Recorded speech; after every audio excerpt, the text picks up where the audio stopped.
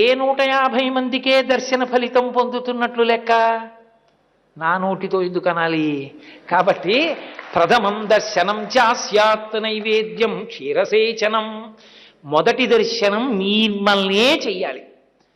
ఆయన డబ్బుకు బదులు నా మాట ఇది.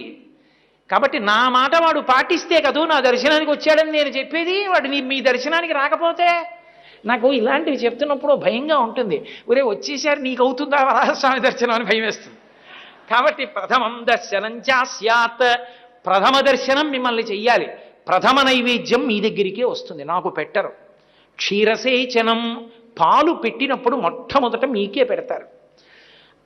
ఇదే ఇదం వరం ద్రవ్యం దదామి, ఈ వరాన్ని ఈ మాటని ద్రవ్యంగా స్వీకరించండి, స్వీకరించి నాకు ఉండడానికి స్థలం ఇవ్వండి అన్నారు. అంటే ఇప్పుడు వెంకటేశ్వర స్వామి వారిది కాదు ఆ స్థలం, వరాహస్వామి వారిది. అంటే